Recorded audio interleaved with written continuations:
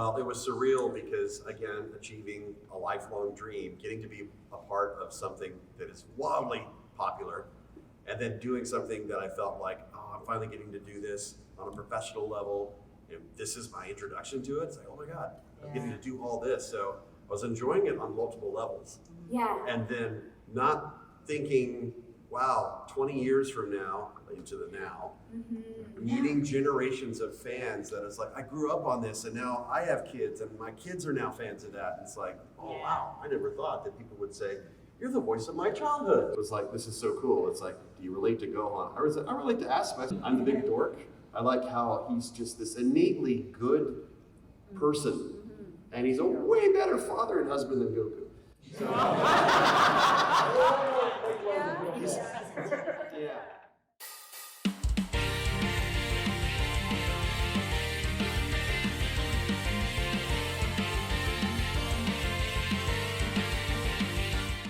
Ladies and gentlemen, the one and only Elise Baughman!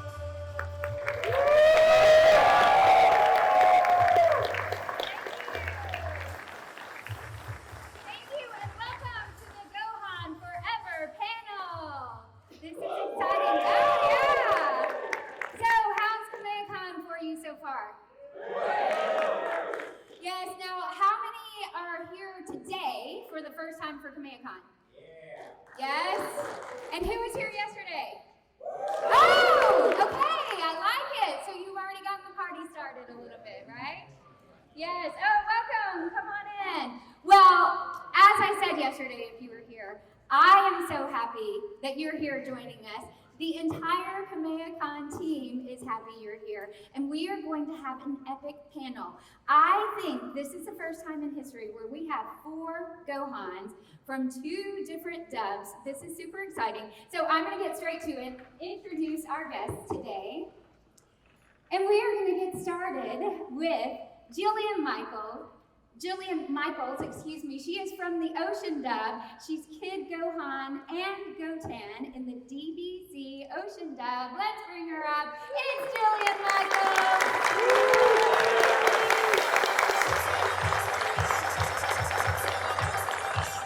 And joining us from the FUNimation Dub, Kid Gohan, Kid Goku, Baby Trunks, East Kai, Stephanie Nadolny.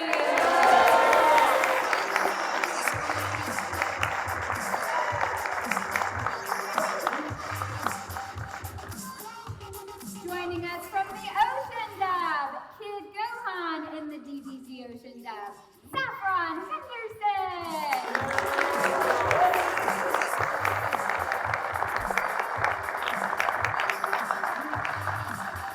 And last but not least, from the FUNimation Dub, we've got Kid Gohan. Who else? The narrator, and I'm leaving one out, or many, is Kyle Hebert!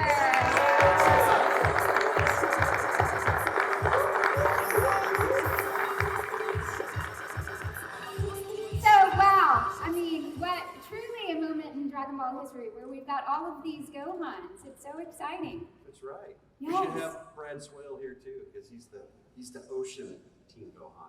Yes, we needed him here too. So he's here in spirit. Yes, here in spirit. Hello, are you interested in being a voice actor? Or maybe you're already a voice actor, wanting to further your abilities. Well, you're in luck. Elise Baughman is now teaching voiceover classes. I happen to be one of her students, Tyree Bass. If you're interested in learning more about this opportunity, head over to elisecoaches.com. So, I gotta know, did you ever imagine when you were doing Gohan that you would be here all these years later, still talking about Gohan, still like talking to people who are watching your version of Dragon Ball about this? Could you even imagine? No. Thank you, guys. I was the original Kid Goku, like 1995 or 94. Yeah. And let me do a quick mic check because we are sharing mics. Can you hear everybody out there? Yeah. Kind of? Hey, go on. I'm gonna pretend I'm an audio person for a second. Oh, what a I'm great not. idea by you, Elise. I know, well, So just let us know before we get the panel started. So if they share the mic like this, can you hear? Let's do a mic check. Are we okay now? Ooh, yeah, that even sounds better. Okay. Check. So, I want them to be able to hear this magic. Yeah. The show was, I listened to the Japanese voice for, she's amazing, right? She did Goku, Gohan, so much amazing work. And that's who I listened to, and then they directed me away from what she sounded like to be grittier, like a little more like that, because I wasn't super high in my register, and I did the work and loved the work, and never would have imagined that you guys would be fans of the work this long after. And we did Goku and Gohan, and it got bounced around all over North America. Yeah. It did. And then we were doing it again, and then it was in Texas again. And I mean, those little characters and their iterations, like, I'm blown away that we're all celebrating them. I'm so blown away. And didn't you voice for 10 years the characters? Yeah, I feel like that's a huge chunk of my life. Yeah, so that's like really. And we're finding Oh, is this your first time to meet? To meet her. Yeah, we've because done that. I voiced it right after. Oh, I'm sorry. You good? We're all excited. Well, I'm speaking for myself. I don't know about you guys, but I'm excited. And Jillian, when I left the show, I had to move country. She took over those roles, and so it's so cool that Yeah. And Kyle and I were friends from the beginning. Way back when. Weren't you cast as the narrator first? No, I got Teen Gohan when he first goes to high school. That's where I Right. took over the role. Okay, so I was there a little before you when I was a little Gohan, and then it was merged after the Cell Summit. Yeah. Yeah, and Kyle and I are really good friends. He lives out of state, but Yeah. he's a fan. You can tell him he was already a fan of anime, right? Oh yeah. And I was catching him at all the cons, so we go way back to like. You go way back. Way back. Yeah. And are y'all still hearing everybody? Yeah, okay, Because good. Kyle and I dubbed it the same place. Yep. Forwards. Funimation. When it was in a bank building. It was in a bank building, Next and to the booths were a little bankruptcy smaller. Yeah, the bankruptcy classes. And Yes. they were walking in and out. Chapter 11. Yes, they did have bankruptcy classes, and we were recording. And it just grew and grew. Remember, it was booth A. Uh-huh. And the corner of this room, then booth B, then booth C. It's like we're growing, and it was still small then. It was. Yeah, that was our recording space. What about yours? GT. Like Saffron and yeah, Jillian? what was that like? What was your recording space like? Speak to the condition of the ocean building. Jillian, everybody. Jillian, come on.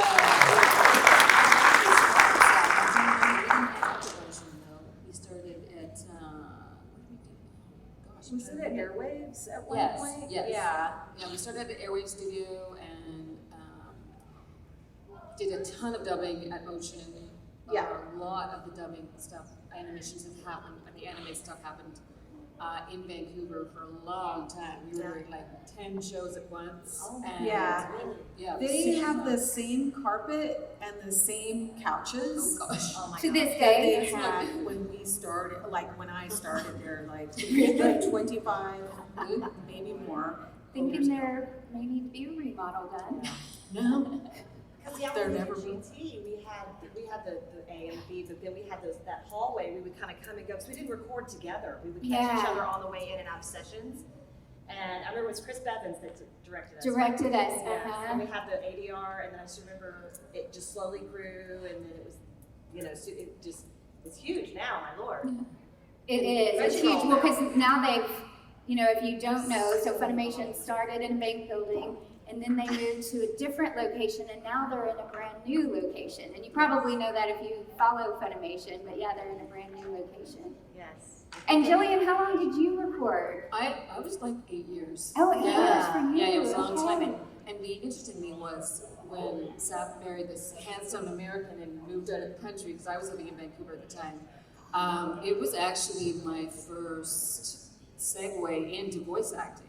And that's when I became Queen of the Boy Voices, because once you started doing it, and we both had the real raspy voices, Yeah. So it just kind of escalated from there. So this show really was my first segue in the 90s. Yeah, because we're old. We're still on.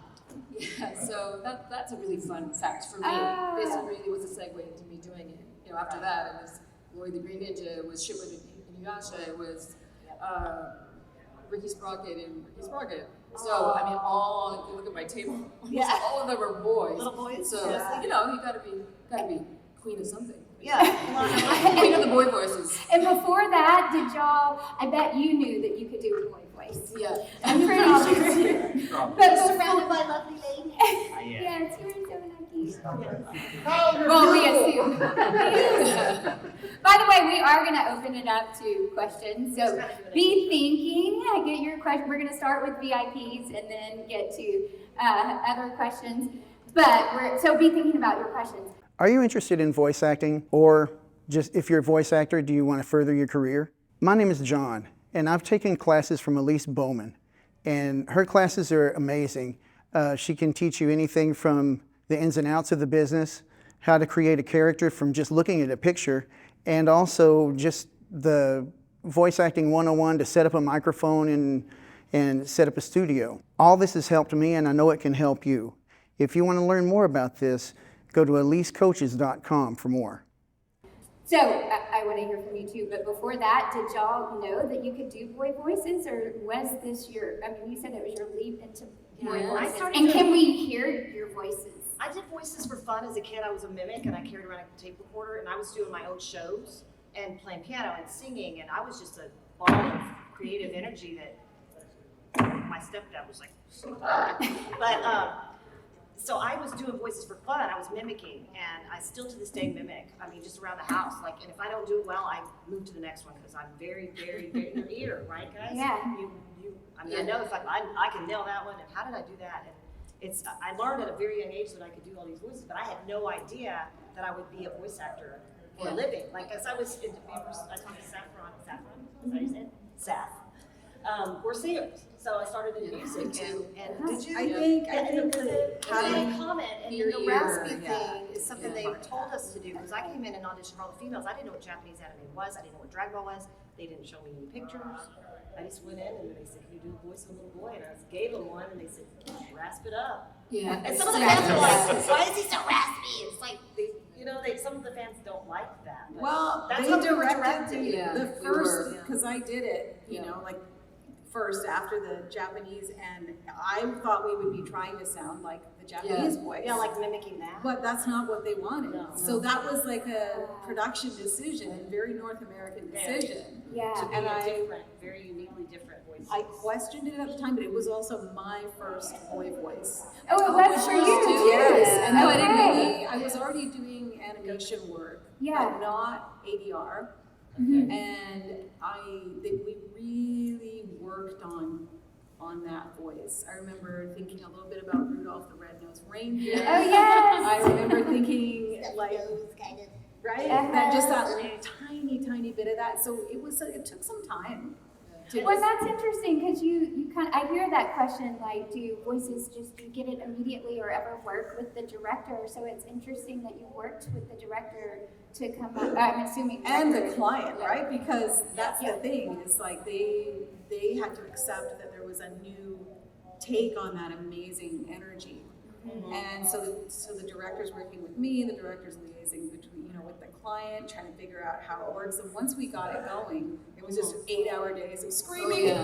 Which is crazy to think that, because now the hours are a lot shorter, so it's crazy to think that you had 8 hours of recording. I would do that, and then I'd go sing until 2 in the morning. Right. So Oh, like an my 8-hour gosh. day, and then go sing for 4 hours. And I was a shredded human. Yeah. Oh my Our voices goodness. took a toll. That's crazy. Now, Kyle, what was your experience when you auditioned and booked Gohan? I came from radio, and I was on Yeah.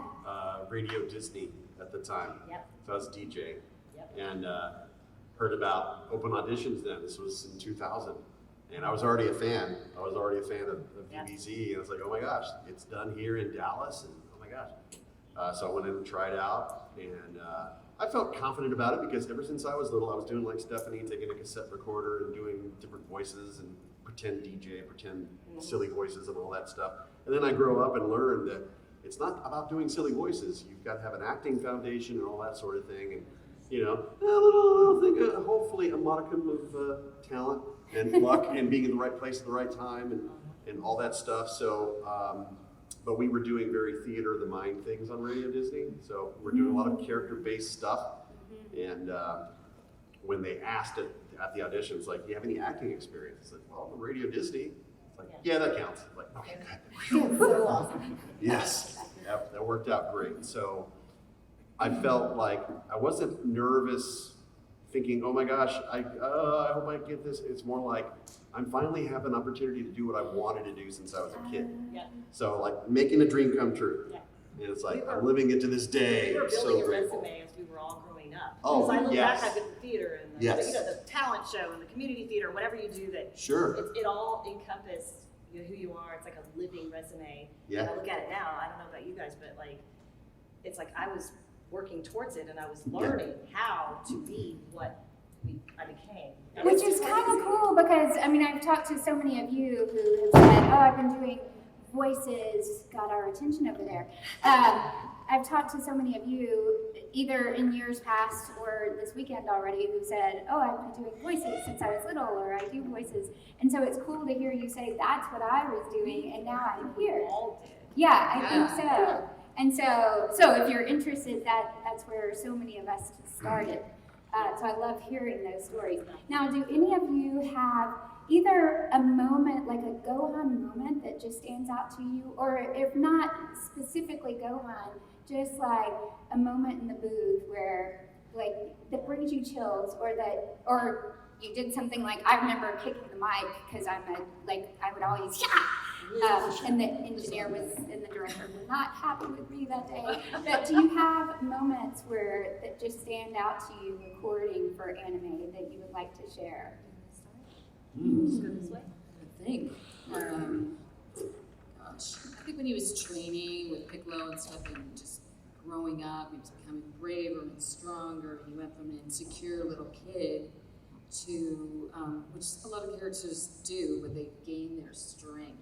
And that going from a timid kid basically to like almost like a warrior, really.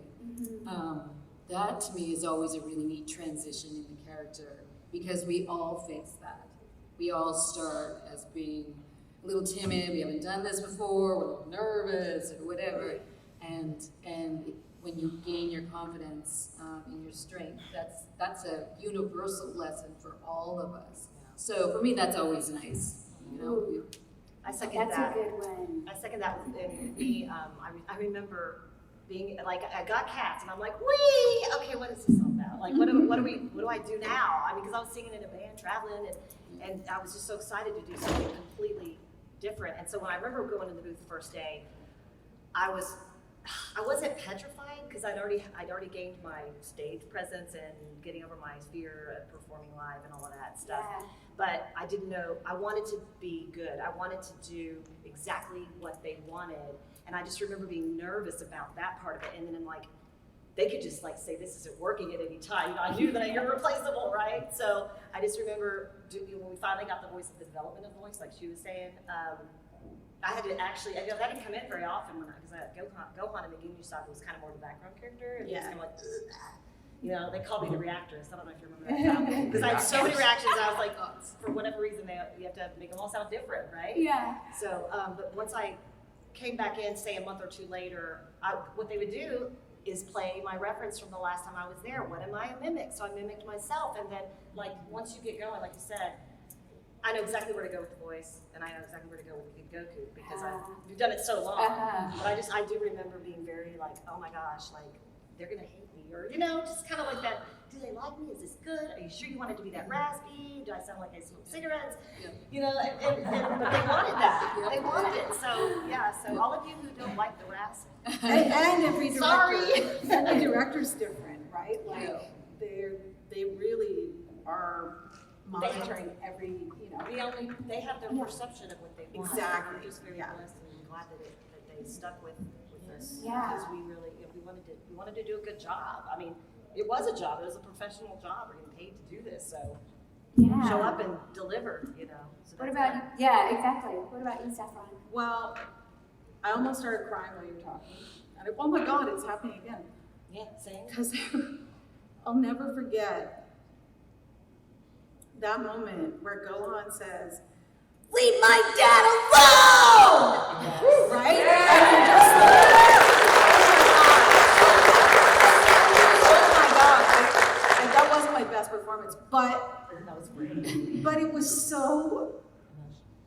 is so meaningful to me, and I feel like that is a connection point for a lot of you with that character probably, is when he is ready to kick butt for his dad, and he has done this training, and he's been this timid little guy, and I've seen my own sons do that and come through cathartic periods where they would defend their parents and kill for their parents, which is like this, even when you're a little kid, if your parent gets, it's like it's very moving as a parent to when your kid gets that way, whether they're 7 or 5 or whatever, and they want to protect their parents. So that's why I feel emotional about it, and I also feel like it's just a great point in his development, a great point in this story. So that's my favorite. I'll never forget that. It's like, and he's crying. I know, he's just, like, I tears can't, are I pouring know, out of oh his my eyes. God, it's anime, and I'm like, oh. Yeah, that's good. Wow. Yeah, I mean, that's the great thing about anime and good storytelling is when it connects to you, it has resonance, and that's what I've seen through the years through talking to the awesome fans around the country, around the globe, and just watching as a fan myself and seeing the great character aspects that a character like Gohan has. He's had all these different aspects of him, like the Great Saiyaman, you know, he's this big dork. I love him. Great Saiyaman! Just doing this, just like, I'm a superhero. He's doing it like, I sound like Gary Owens in the whole day, like the Hall of Justice. Like, oh my God. It's like, why is he doing that? Why does he have to pretend to be a superhero? I mean, this is like, we all let it happen. yeah, like, this is a world where you have these giant fights and there's dinosaurs and there's talking animals, but yeah, we can't have the people find out that I can fly. What? It's very amusing. But yeah, all these different aspects of him was like, this is so cool. It's like, do you relate to Gohan? I relate to aspects. Obviously, I don't look like him, but I'm the big dork. I like how he's just this innately good person, and he's a way better father and husband than Goku. So,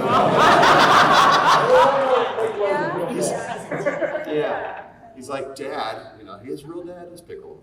That's just. I was gonna say the other was no Piccolo. That would be the other one, Yeah. right? Like where you're just like, oh my God, Mr. Piccolo. Well, I say we're at a good point to have y'all ask questions. So let's start with the VIPs. And do we have an extra mic somewhere for? No, we do not. Okay, so I will. Awesome. Yes, I will.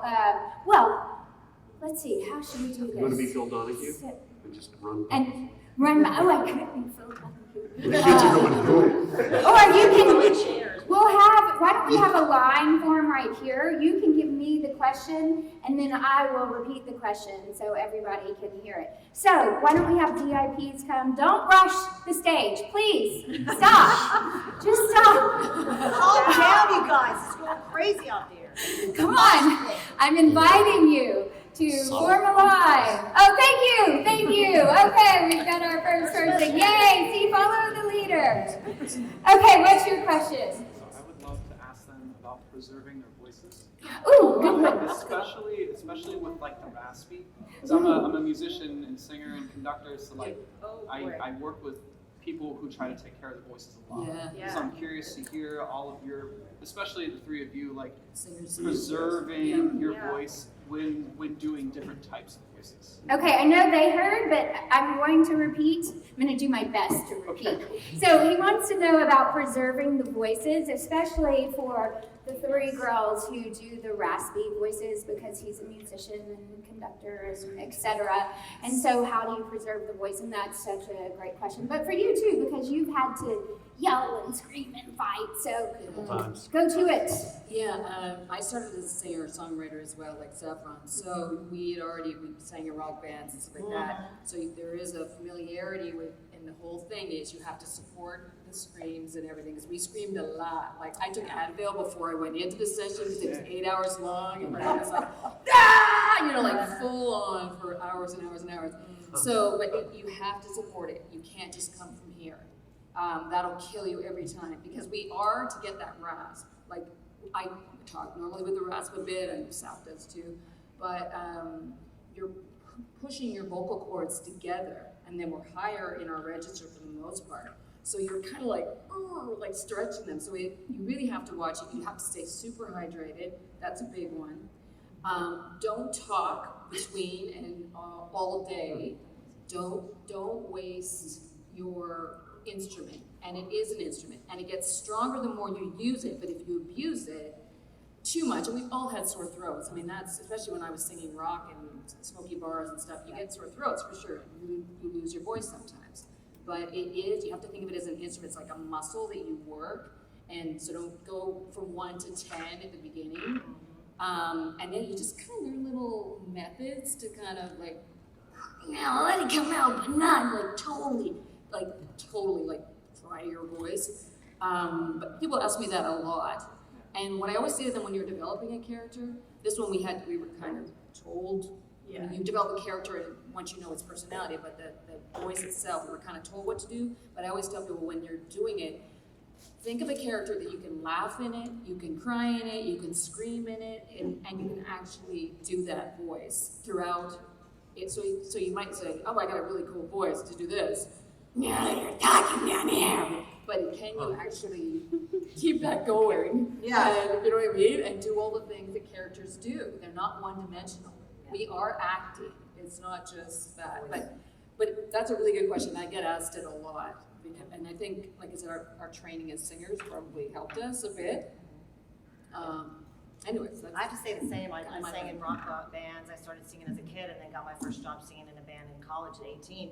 So I was rocking the voice, you know, well, like I said, as a kid too. But singing on the week, what happened with me, particularly in 1990, end of 98, first of 99, is I was traveling with an internationally known show band called Vince Fancy and Diets. They've been around 50 years, and I had just joined that band and was working with them literally like 260 something days a year. We were traveling, sleeping on airport floors, rocking it. Thank God I was young. I was in my 20s. But then when I got cast, I like as singers, we're using our voice, we're utilizing it. I could bounce back literally overnight, like because I was constantly using my voice. But I did rest it. I did drink a lot of water. Sleep is essential, you guys. And I'm insomnia right now, but sleep is huge.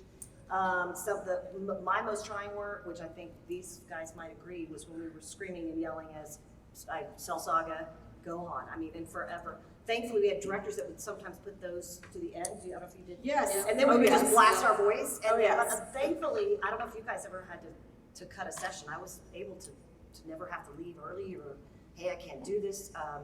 But yeah, just taking care, using your diaphragm, and pacing yourself like you're running. I mean, because you have to do all those emotions as that character. And so I second all of that. Being a singer, I don't know if you guys noticed that pacing, matching the dubbing, having that natural rhythm was very helpful coming from a musician background. It's all music, yeah. And then it's just like she said, don't just push from your throat. You got to use your whole. I mean, I had to use my whole body. I was like, especially like when Elise when you're doing tan. Yeah, like, that's right. You know, try not to snap the mic. I gotta say, I almost lost my jingle singing career over it. Oh, really? Because I was, doing 8-hour sessions and then singing live. And no matter how good your technique is with that kind of voice, there's really no way to do it cleanly. There's nothing, I mean, yes, support, yes, stay hydrated, sleep as much as you can, but know that it's just a higher cost to your body than where your speaking voice sits. So if you can, when you're developing a character that has to be raspy, choose how raspy, when raspy. Maybe there are moments where it's like, I've never met a girl before, right? where that's, No. but then he's like, yeah, as well. He's still that guy. But if you don't have to incorporate it into every line, it's very helpful. Yes. And it's also natural, because I'm a little raspy, but not all the time. Are y'all more raspy now? I'm actually naturally, like my voice was higher in my 20s and 30s. Yeah. And it's just Yeah. naturally coming to a resting place that is indicative of Gohan. But I can use it to my advantage, you know, when we're singing like R&B. What you want, baby, I got it. You know, do y'all feel like your voice is drunk? Sorry, I don't have the. I don't know, I kind of had 2 years off during the pandemic, so, Yeah. for singing. So I was like, oh, wow, it's so light now. But my dad, voices came back. yeah, my dad is a rock singer, and he's 77, has been gigging for 50 years. Wow. And he told me very early on in this whole adventure, you gotta burn it in. And that's what these guys are talking about. You kind of toughen, you callous yourself just a tiny bit. Yeah. And a voice doctor would not like it, but that's what we're doing. So to answer your question, we've told you so much, but there's no real way to avoid burning it in. Having a little bit of damage, but a lot of control. How, what about you? Yes. Golly, with so many video games nowadays and anime, having screaming being such a key thing, and it's like, oh, how do you not blow your voice out? Well, we learned through the years that the great herbal help of Chinese cough syrup. It's got to be Chinese cough syrup. Yeah, I know, it's great. You type that in on Amazon, the brand that comes back is Ninjium Papo Quat, but you don't have to remember that. Just remember Chinese cough syrup on It's Amazon good, it's Oh, good. yeah. in Asian markets. Praise. This stuff tastes great, Yeah. and it's a couple of teaspoonfuls before you start your session, and maybe a couple during. Tastes good. It protects the cords. Yeah. So you can get through those really It's true. You know, screentastic ones. I used to just take the bottle. Yeah. See, I I'm know they have making lozenges notes. and different versions and different flavors, but it's all good. It's all like, The biotin is a natural, because it gets dry. Yeah. If it's dry, if you're not hydrated, spraying that on there is helpful too, like on the gun here in your session. Yeah. You know. Wow, that's a good question. We got lots of Sorry, guys. conversation from that. Absolutely. We've got lots of- Sorry. Yes, what question do you have? I got a question for Stephanie. Yeah. Out of all the Dragon Ball movies with Gohan, Kid Gohan in them, which one is your favorite? Okay, so out of all of the movies with Kid Gohan, which is your favorite, Stephanie? Probably Burly, Bojack, and I love the video games too. It's been a while since I've voiced, so I don't know exactly the names of some of these. But Yeah, sometimes it's hard to when do he was it 'cause it's- training and he's segueing from this like timid kid into the training mode and really gearing up for what he didn't know he was going to be facing, and then ultimately the Cell Saga when he was blasted and he was done and he finally, which I can relate to. I don't know if you guys, but adversity, like you were Yeah. saying, is in everybody's life. We all hit struggles we don't know that are coming, and I actually have been reliving that adversity in my personal life, and I've looked to that to be a platform to help others get through. I think we talked about it. Just, you know, so those culminating moments when Gohan, he doesn't realize it, but he's got it inside. Just like you all have something special as magic inside of you, and it's there. You just have to tap into it and believe in yourself. So Yeah, that's getting chills. Good question. Yeah, you're right. Like overcoming that adversity. universal, like Uh-huh. someone said, universal. Yeah, absolutely. Thank escape you. suffering. What's your question? For Kyle. Uh-huh. yeah. Yes, I'm blocking his light. Yes. Is the new movie the one where Gohan's great again? Hey, that's a Do good you question. feel it? My I feel goodness. it. I feel it in my guts. And here's the thing: I don't have any inside track knowledge, and I'm not just saying that because there's an NDA. We haven't dubbed it, so we're hoping. So the question was, is the new movie, what did you say? The one where Is Gohan... it finally great again? Yeah, Oh, is Gohan Gohan great. finally great again in the new Dragon Ball movie? And the Yeah, answer you watch the trailer, and it looks like he's going to be. He's wearing the Piccolo gi again. It's like, oh yeah, he's taking the glasses off. It's like, oh yeah. The fans want it so The bad. fans have been wanting it for years because I hear at the autograph signings and the panels, people always say, I love Gohan, but man, they did him wrong. And it's like all these years. It's like, tell me about it. It's like, because they built him up all these years, and then he gets to that moment, it's like, fight you? No, I want to kill you. It's like, yes, yes. and then he gets absorbed, and then he becomes a bookworm, and stuff happens. It's like, but you know, things through Super, you know, the Tournament of Power, he sort of shows like, hey guys, I can still fight. I can, you know. So I think we're hedging towards that.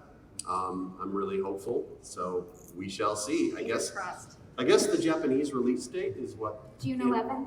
It's coming up. Yeah, It's coming up. So the world will know before the dub version even comes out. So fingers are crossed. Yes. It'll be fun to see. Yes. Okay, what question? Adding to that, when you were Ultimate Gohan, before you got there, you went from being nerdy, a disappointment to all of us Gohan fans, and then you became this badass. What were you thinking, and how did you transition, like as a voice actor, emotionally, to go from goofy to like serious? Because in that moment, all of us got chills. Like, I want to kill you. I'm like, finally. Yeah. Okay, so I'm gonna try to repeat this. So when he went from being goofy to being awesome, yes. What was he thinking as an actor? Yeah, did I capture that? Yeah. Like, what was he thinking emotionally, and how did he make that transition? That is exciting for any actor in a role. When you see someone that has multiple dimensions like that, it's like he's not just goofy. That's just one aspect of him. To see him, it's like we've seen what a pure and innocent and positive force he is, but now add on top of that, he's strong. You don't want to mess with him. It's like he will protect. He is a team player, and he will fight for everything, and he is a force to be reckoned with. And so I think that would be exciting for anyone to do with any type of role. He's like super loyal, absolutely. His friends, his family. Yeah, there's a lot of love there. So to sense that, it's just like this is the meat. Like, this is what you want to get into. It's not some two-dimensional thing or like a evil mustachy villain type. It's like there's depth. There's things. So and Gohan is definitely representative of that. So thank you. Hello. What you got? Okay, so this is a question for everyone. When Dragon Ball, Dragon Ball Z, Dragon Ball GT, and episodes of stuff were airing out on television, a lot of the fans, were really excited to see it on a week-by-week basis. I was wondering, what did you guys feel when you were seeing that stuff on television as stuff was coming out? Oh, okay. So he's asking when episodes, whether it was Dragon Ball Z, Dragon Ball GT, any Dragon Ball Super, when those were airing on a week-by-week basis and fans were seeing it, what were we thinking when the show was airing? What were your feelings? I'm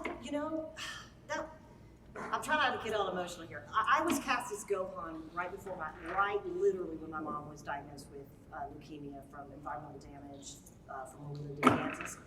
And I'm just so glad she was alive to see me get to voice a character, because she'd heard me doing it, like, Stephanie, gosh, shut up, my whole life, and I'd be in my bedroom in trouble crying, and then I'd be like, oh, what are you doing in there? I was just voice, everything was voice. I got in trouble in school for talking. It's like, but I got to see on the TV with her, she had been through chemo, she had a little cap on, she lost all her hair, we were watching it, and she was like, what's his name again? Is it Gohan? It was so cute. She was my age, y'all. She was 50, and we lost her like 2 months after that, very suddenly. And so that was a crucial moment for me, and I've had to just kind of be this orphan.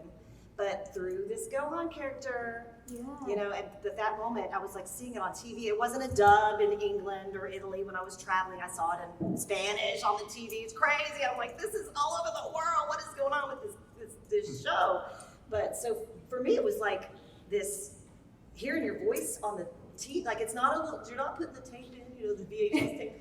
And then I was traveling on the tour bus with my band, and we would put these in. We'd put because Gohan at that time was like, and the bus driver would hear it, and he'd be cracking up. What is going on back there? He's like, what are you doing? Anyway, so for me, it was just to see it on the screen as opposed to like me like looking it up. Like now you can do clips on YouTube. But for me, it was very like, oh, wow, for real. Like that's me. Like, and your voice. Like the jingles when you hear it, it's like.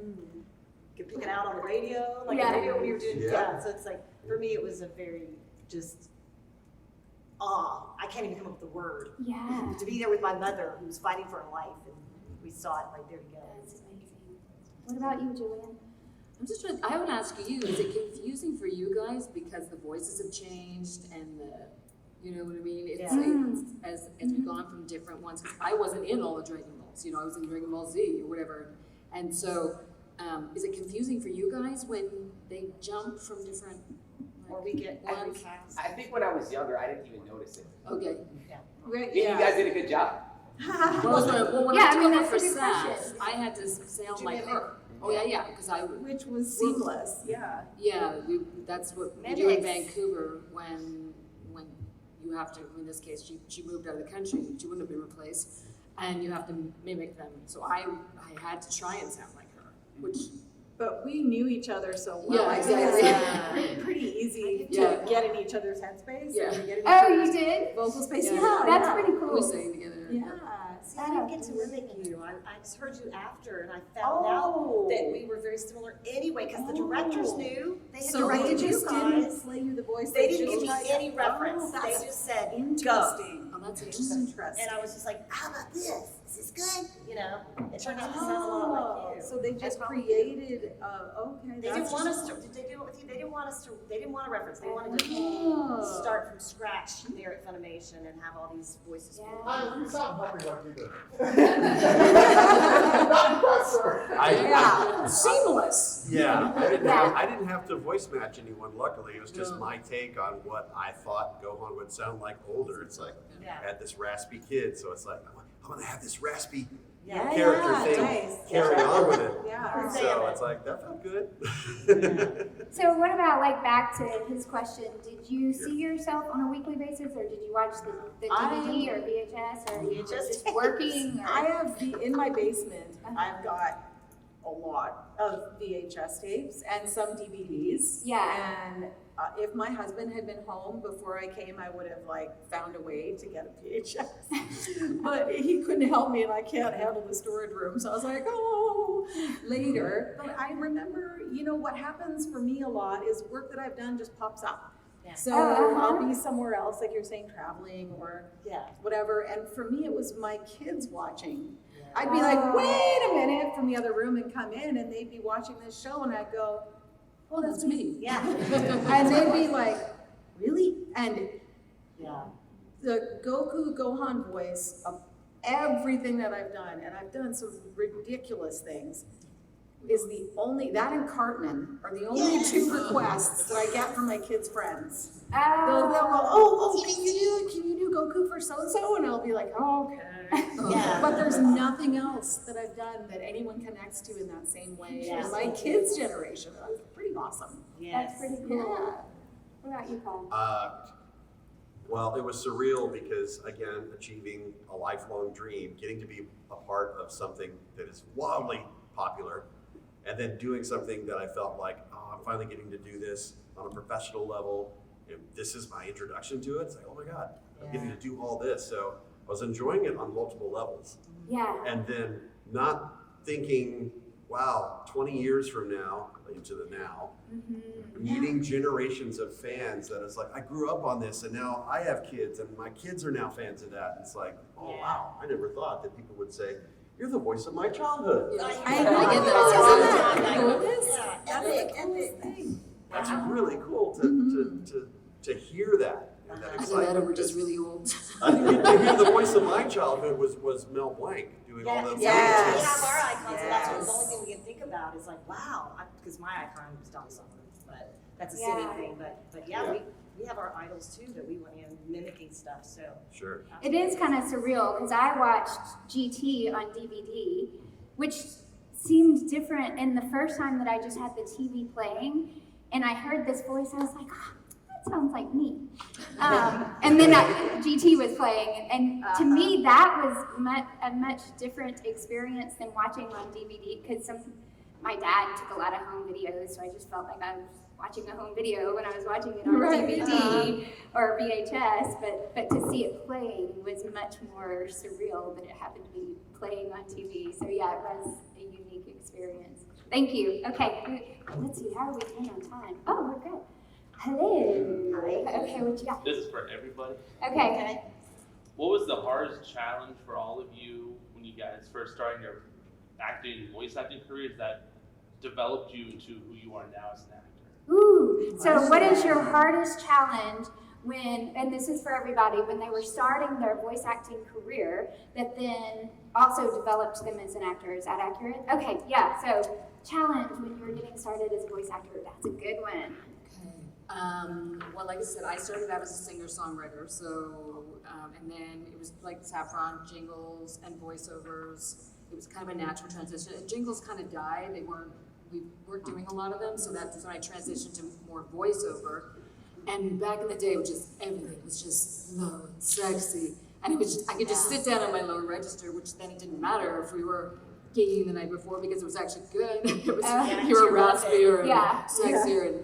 And then it's changed so much over the years. And when I got into animation, it took a while. It's like you do kind of develop, because I was used to doing these cool, sexy, blah, blah, and then to really let your inhibitions go, to be able to do, like, I'm sure we've all done every noise, burp, fart on command. Yeah. I mean, like, every animal, I can't burp on command still. It's like, I get so much crap in the studio. It's like, you can't what? You play boys. Yeah. But it's a development, and gosh, it does take years, but I think the biggest thing for me was not only really realizing that you're not just developing a voice. That's only one part of it. Then there's the whole part of the real acting. What would they do, and what would they feel, and how would they react in this situation? And I've had directors that I've worked with later that have known, like we're doing more Inuyasha stuff, and he'll say, well, what would Chippo do? And I'll say, I'll tell you exactly what he'd do. Because you've done the character for so many years that you're actually, you develop the character, basically. But I think the biggest thing at the beginning for me was literally just being okay. It was just like being a total goof and letting it go. And I had an elastic voice anyways, and imitated people when we were singing. We have ears as singers. You can just hear what they're doing. Whether they're sticking in their nose, which started, that's how every boy character was, get out of town, Lisa, And then it transitioned completely away from that, and it was like really realistic boy voices, and not all just like just every boy talking like this. It was like Mom, and you have to have feeling. You gotta really understand where he's coming from. Okay? Well, no, I didn't put it there. And you. So it really transitioned over the time. But like I said, for me at the beginning, it was just being able to be a total goof, like, and you'd go to video games and they'd be like, can you like, okay, you've just been stabbed and blood's coming out of your gut, but also your throat? And it's like, absolutely. Yeah. And you do it for like some of the newer directors or whatever, and you just sit there and go, and you're doing this noise, and they see it come out of this little chick, and they're like, sorry, we're allowed to swear these things. And I would say when we had to scream, it's like I screamed really loud, and they'd be like, whatever, we're compressing you, no worries. And then I would scream, and they'd be like, yeah. But it was having that inhibition is my point. Yeah. And that thing that I had to drop the ego. Not that I thought it was great, but the ego that I can't sound goofy. Right. And then the more I did it, I wanted to only play goofy things because it was so much fun. Yeah. And gosh, I guess that's kind of my thing. Sorry. Yeah. So hardest part of mine was obviously, getting over that hump of like, okay, I've been performing since I was like 4, not professionally since 4, but I've been putting on shows for my family and all like growing up, and then here I am I'm in the booth for the first time, and I'm like, holy crap, what am I doing? How do you do this? Like the beats and the matching the flaps, and I had to learn a whole new way of performing. And as like she was saying, when you have the background of doing it for so long, and then you kind of know the character development through the story, through the director's eyes, it's like you become like multidimensional. And then that's like she said, the acting kicks in. You've got to have that act. You can't just do it. You can be great at voices, you can be great at mimicking, but to be able to encompass that along with your acting, like you said, that oh god, and like really be like, oh my gosh, my dad is dead, or whatever's happening, and really doing it genuinely, that where it really sounds like a 7-year-old boy or whatever you're playing. And so utilizing all of those things. That's why a lot of my voice acting friends say, "Oh, I've been acting, acting, stage, theater, whatever it is." To get yourself fully encompassed in that character and being able to emote that, convey that through your character is like, right? That was the challenge. But then doing it, like you said, for so many years, and then you come back and there's like, oh, there's another movie. Oh yeah, and Goku's here again, and this and whatever, and then you just kind of go back into your brain of your memory of when you did that character. That's kind of how it is for me. I'm very descriptive right now. I'm in the mood. In the mood. What about you, Saffron? Because we just have a few. I know we're trying to story, guys. So many challenges along the way. I mean, ADR teaches you timing. It teaches you how to squeeze like emotion into a little lip flap, and I thought that was a great challenge. Yeah. I really enjoyed the workout of it. But video games was fantastic for rapid fire lines, and like I did EverQuest, and I did like 5 sessions on that game, and I died approximately 94 times. Short, medium, and long. I died short, medium, and long 94 times, and I was like, you guys, like, you can't ever hire me again. I don't think I could die any different way. And they're like, oh no, you'll be back. So that too is a great challenge, and switching in and out of characters for video games is really fun because you're dying like, about 94 different people. Yeah. So I really enjoyed that challenge. Yeah. What about you, Kyle? I think the biggest challenge for me in the beginning is just getting used to the fact that it's freelance work. So when you're not working, it's not because they don't like you. It's just there's no more. You record and then you're done. And you audition. Auditions don't pay, so you audition 9 times out of 10. You're not going to get hired. Again, not because you suck, but because you're just not what they're looking for.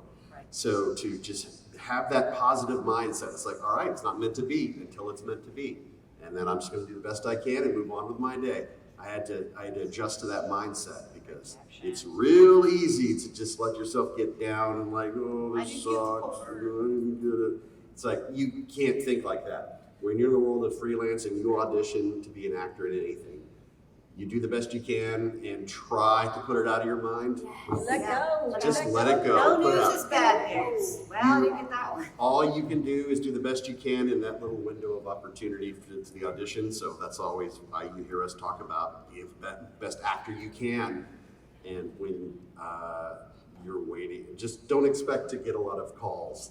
No, but can I add to this? Yes, please do. I just want to say that you all have a unique voice. Everyone's voice is different, and the reason that we don't get picked is that someone else's unique sound was just perfect for it. So you can't just lump yourself with a bunch of people who aren't getting a part. Everybody has like something amazing about their voice and a voice print and an essence. And so it's really hard as an actor to not take it personally, but remembering all the time, I do have a unique voice. I do have, something special. Anyway, just to add. That's such a good point because it is such a mindset thing. It is just having the confidence to go, I can do this. It's a numbers game. I've just got to audition. By the way, if you're interested in voice acting, this is a perfect segue into my voiceover panel at 5 o'clock. I would love for you to join me where we will talk about creating characters and acting and everything. We are running low on time. I'm so sorry we don't have time for the additional questions. All right, guys, come to our table and ask us. Yes, and that's a perfect segue into come see all of us at our tables. I do want to take a quick selfie before. You want to do pictures? Yeah, let's take a selfie with y'all in the background. Don't leave before the next panel starts. How are we going to do with all 4 of us? Let's see, I'm going to go underneath. So y'all have to let's see. Let's see, can we all get, I'm missing. Okay, y'all ready? Everybody out! I can see y'all in the background. Oh, okay. Okay, ready? 1, 2, 3. And then I want one of all of us. Okay. But hey, somebody can take it. Yes, we'll do that.